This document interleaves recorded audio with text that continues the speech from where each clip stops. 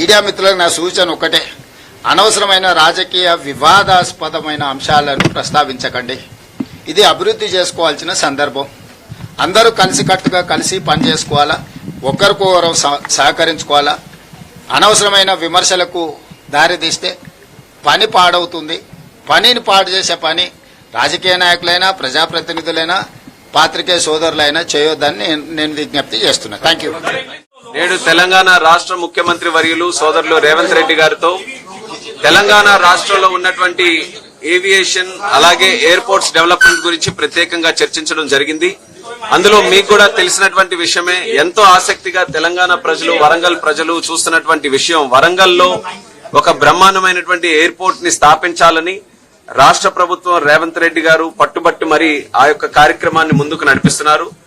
మరొక పక్కన మన దేశ ప్రధానమంత్రి వర్యులు నరేంద్ర మోదీ గారు కూడా వరంగల్ అనంటే చాలా ఇష్టమైనటువంటి ప్రాంతం ఆయనకి. ఇక్కడ ఉన్నటువంటి చరిత్ర గాని, ఆ ప్రాంతానికి ఉన్నటువంటి ఒక కల్చర్ గాని, దీన్నన్నింటినీ కూడా ముందుకు నడిపించాలని కేంద్ర ప్రభుత్వం, ప్రధానమంత్రి గారు కూడా ఎప్పటికప్పుడు ఆ కార్యక్రమాల్లో సహకారం కూడా అందిస్తున్నారు. ఇలా అందరం కూడా మంచి ఆలోచనతో వీలైనంత త్వరగా వరంగల్ ఎయిర్పోర్ట్ ని స్థాపించాలి, మొదలు పెట్టాలి అనే ఆలోచన ఎప్పుడైతే వచ్చిందో దానికి రేవంత్ రెడ్డి గారు ఒక సంకల్పంగా కంకణం కట్టుకుని అక్కడ ల్యాండ్ తాలూకు విషయం ఎన్నో సంవత్సరాల నుంచి, ఇదేదో కొత్తగా వచ్చినటువంటి విషయం కాదు. గతంలో ఉన్నటువంటి ప్రభుత్వాలు కూడా కేంద్రం నుంచి మేము రిక్వెస్ట్ చేశాం. వరంగల్లో ఎయిర్పోర్ట్ అథారిటీ దగ్గరే సుమారు 700 ఎకరాలు ఉంది. అక్కడ గాని ఎయిర్పోర్ట్ నిర్మించాలనంటే రాష్ట్ర ప్రభుత్వం మిగిలినటువంటి ల్యాండ్ కూడా ఇస్తే దాన్ని బ్రహ్మాండంగా అక్కడ అభివృద్ధి చేయడానికి అవకాశం ఉంటుందనంటే గతంలో ప్రభుత్వాలు, రాష్ట్ర ప్రభుత్వం స్పందించలేదు. కానీ రేవంత్ రెడ్డి గారు బాధ్యత తీసుకొని 253 ఎకరాలు రికార్డు టైంలో దాన్నంతటిని కూడా సమీకరణ చేసి ఎయిర్పోర్ట్ అథారిటీ ఆఫ్ ఇండియాకి అప్పచెప్పడం జరిగింది. తద్వారా ఏదైతే మనం వరంగల్ ఎయిర్పోర్ట్ గురించి ఈ రోజు మాట్లాడుకుంటున్నామో ప్రాసెస్ అంతటిని కూడా యాక్సిలరేట్ చేసి ఈ రోజు అక్కడ ఎయిర్పోర్ట్ తాలూకా బౌండరీ వాల్ ని మనం టెండర్ వేసుకున్నాం. ఎయిర్పోర్ట్ తాలూకా రన్వేని కూడా టెండర్ ప్రిపేర్ చేసుకుని రెడీగా ఉన్నాం. అలాగే మెయిన్ టెర్మినల్ బిల్డింగ్ గానీ, అదర్ అలీడ్ యాక్టివిటీస్ గానీ దానికి కూడా ఒక 3-4 వారాల్లోనే టెండర్ వేసి కన్స్ట్రక్షన్ ని ఫుల్ ఫ్లెడ్జ్డ్ గా వరంగల్ ఎయిర్పోర్ట్ లో మొదలు పెట్టాలని ఇప్పుడే ముఖ్యమంత్రి గారితో కూడా మాట్లాడి మా ఏఐ టీం గానీ, మా మినిస్ట్రీలో ఉన్నటువంటి సెక్రటరీ గారు అందరితో కూడా చర్చించుకొని ఒక నిర్ణయం తీసుకోవడం జరిగింది. ఆ నిర్ణయాల్లో కూడా రేవంత్ రెడ్డి గారు స్పష్టంగా కోరారు, జూన్ 2, 2028 ఏదైతే మన తెలంగాణ ఫార్మేషన్ డే ఉందో ఆ నాటికల్లా ఇది పూర్తి చేయాలని ఆయన చాలా స్పష్టంగా కోరితే అదే టైం లైన్స్ పెట్టుకుని శరవేగంగా అవసరమైతే ఎక్స్ట్రా ఎఫర్ట్ పెట్టైనా సరే కన్స్ట్రక్షన్ బ్రహ్మాండంగా చేస్తూ ఆ కన్స్ట్రక్షన్ లో కూడా టెర్మినల్ బిల్డింగ్ లో రాష్ట్ర ప్రభుత్వం తాలూకు ఆలోచనలు తీసుకున్నాం. మీకు తెలుసు, మోదీ గారు వచ్చిన తర్వాత గత 12 సంవత్సరాలుగా ఏవైతే సుమారు 90కి పైగా ఎయిర్పోర్ట్లు మన భారతదేశంలో మనం నిర్మించామో ప్రతి ఒక్క ఎయిర్పోర్ట్ కూడా స్థానికంగా ఉన్నటువంటి అక్కడ కల్చర్ ని, అక్కడ ఆర్ట్స్ ని, అక్కడ ఉన్నటువంటి లెగసీని వీటన్నిటిని కూడా ఇంక్లూడ్ చేసి ఆ ప్రాంత ప్రజలకి ఎయిర్పోర్ట్ ని చూస్తే ఒక ప్రైడ్ ఫీలింగ్, ఒక గర్వంగా ఉండే విధంగా అక్కడ ఆర్కిటెక్చర్ అంతటిని కూడా ఇన్వాల్వ్ చేశాం.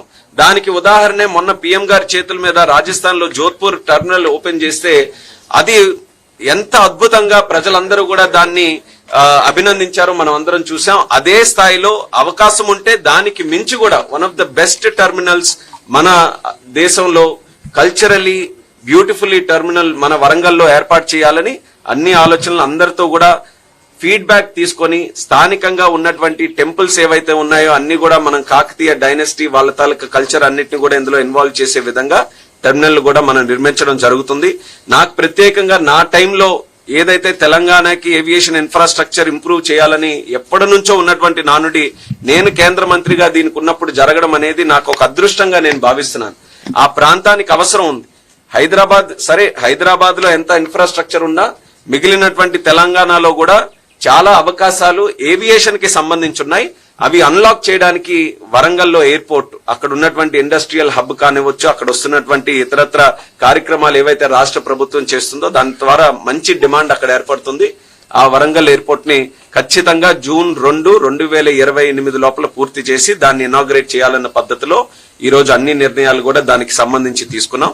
అలాగే మరొక ఎయిర్పోర్ట్ ఏదైతే రాష్ట్ర ప్రభుత్వం కూడా పట్టుబట్టి ముందుకు నడిపిస్తుందో అది ఆదిలాబాద్ లో ఉన్నటువంటి ఎయిర్పోర్ట్. ఆదిలాబాద్ ఎయిర్పోర్ట్ కూడా ఎయిర్పోర్ట్ అథారిటీ ఆఫ్ ఇండియా నుంచి ఒక ఆలోచనతో ముందుకు నడిపించాలనుకున్నాం. కానీ అక్కడ మరొక అడ్వాంటేజ్ ఉంది. డిఫెన్స్ తాలూకు ల్యాండ్ కూడా సుమారు 200-250 ఎకరాలు ఉన్నాయి. డిఫెన్స్ ను కూడా ఇన్వాల్వ్ చేసి ఆ ఎయిర్పోర్ట్ నిర్మించాలని రాజ్నాథ్ సింగ్ గారితో ప్రత్యేకమైనటువంటి ఒక కార్యక్రమం పెట్టాం. ఆ రోజు కిషన్ రెడ్డి గారు కూడా అందులో ఇన్వాల్వ్ అయ్యి అది ఖచ్చితంగా దాన్ని ముందుకు నడిపించాలని ఆయన కూడా సలహాలు ఇవ్వడం జరిగింది. రాజ్నాథ్ సింగ్ గారు కూడా ఒప్పుకొని వాళ్ళ డిఫెన్స్ వాళ్ళందరితో కూడా మాట్లాడితే చాలా ఇంట్రెస్టెడ్ గా అక్కడ డిఫెన్స్ ఇన్ఫ్రాస్ట్రక్చర్ ని ముందుకు నడిపించాలని వాళ్ళు కూడా ఒక ప్రపోజల్ ఇచ్చారు. దానికి సంబంధించి సుమారు 1500 ఎకరాలు కావాలనంటే దానికి కూడా రాష్ట్ర ప్రభుత్వం చాలా సుముఖంగా ఉంది. అది కూడా వీలైనంత త్వరగా మనం ల్యాండ్ ఎక్విజిషన్ అన్ని కూడా చేసుకోగలిగితే ఖచ్చితంగా ఆదిలాబాద్ లో కూడా బ్రహ్మాండమైన మరొక ఎయిర్పోర్ట్ కూడా అక్కడ స్థాపించడానికి అవకాశం ఉంటుంది. కేవలం సివిలియన్ ఎయిర్పోర్టే కాదు, డిఫెన్స్ కి సంబంధించిన ఎయిర్పోర్ట్, డిఫెన్స్ తాలూకా యాక్టివిటీతో అక్కడ మ్యానుఫ్యాక్చరింగ్ గానీ వాళ్ళ ఆపరేషన్స్ గానీ వాటన్నిటితో కూడి ఉంటుంది. అది స్ట్రాటజిక్ గా చాలా గ్రేట్ లొకేషన్. మన ఆదిలాబాద్ లొకేషన్ చుట్టుపక్కల 2-3 రాష్ట్రాలకు కూడా కేటాయించినటువంటి లొకేషన్ కాబట్టి దానికి సంబంధించి కూడా మా మినిస్ట్రీ ఆఫ్ సివిల్ ఏవియేషన్ నుంచి ఏ సపోర్ట్ కావాలన్నా దానికి ఫుల్ ఫ్లెడ్జ్డ్ గా మేము ఎక్స్టెండ్ చేస్తామని కూడా ముఖ్యమంత్రి గారికి స్పష్టంగా మేము తెలియజేశాం. హైదరాబాద్ ఎయిర్పోర్ట్ ఇట్ సెల్ఫ్ ఈ రోజు చాలా కెపాసిటీ, దేశంలో ఉన్నతమైనటువంటి ఎయిర్పోర్ట్స్ లో హైదరాబాద్ ఎయిర్పోర్ట్ ఈ రోజు ఒకటి. అక్కడ క్రమేపీ కూడా ఎంఆర్ఓస్ గానీ అదర్ యాక్టివిటీస్ గానీ అన్ని ఇంప్రూవ్ చేసుకుంటూ వస్తున్నారు. కానీ భవిష్యత్తులో మీరు చూస్తే మన ఉడాన్ పథకాన్ని కూడా మనం మరొక 10 సంవత్సరాలు మనం ప్రధానమంత్రి గారి తాలూకా సహకారంతో ఎక్స్టెండ్ చేశాం. 30,000 కోట్ల రూపాయలు సుమారు నెక్స్ట్ 10 years లో మనం ఉడాన్ పథకం ద్వారా ఖర్చు పెడుతున్నాం. మరొక 100 ఎయిర్పోర్ట్లు నిర్మించాలని ఒక లక్ష్యం పెట్టుకొని మనం ముందుకు వెళ్తున్నాం. అంటే ఇవన్నీ కూడా అంటే 30,000 crores, 100 ఎయిర్పోర్ట్స్, 200 హెలిపోర్ట్స్ ఇవన్నీ కూడా చేస్తున్నామనంటే ఏవియేషన్ ఇన్ఫ్రాస్ట్రక్చర్ గానీ, ఎయిర్పోర్ట్స్ గానీ, ఎయిర్ ట్రావెల్ గానీ ఎంత ఎక్స్పోనెన్షియల్ గా భవిష్యత్తులో పెరగబోతుందో మనం అందరం కూడా గమనించాలి.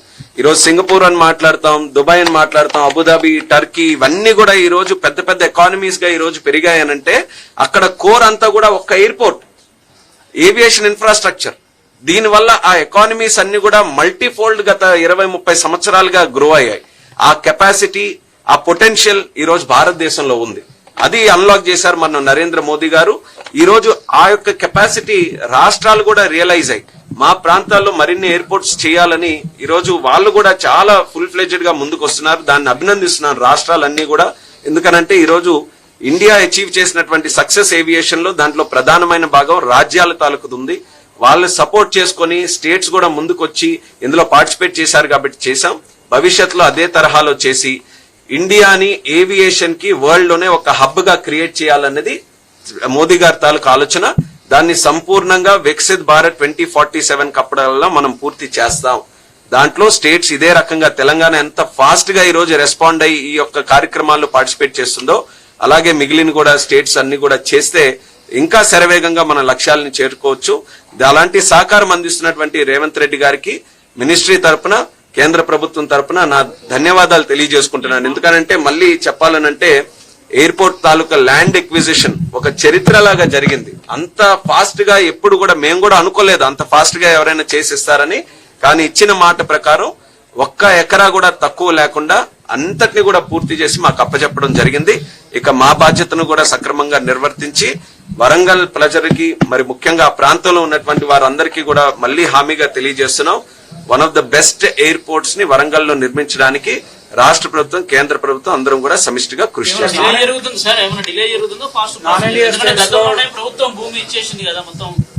ప్రభుత్వం ఇచ్చిన తర్వాత కూడా కొన్ని ప్రొసీజరల్ గా కొన్ని కార్యక్రమాలు ఉంటాయి.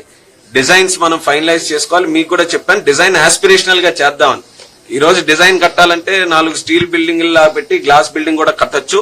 కానీ రాష్ట్ర ప్రభుత్వం, కేంద్ర ప్రభుత్వం తాలూకు ఆలోచన అక్కడ ఉన్నటువంటి కల్చర్ ని మనం ప్రాపర్ గా చూపించే విధంగా అది కూడా ప్రాసెస్ జరిగింది.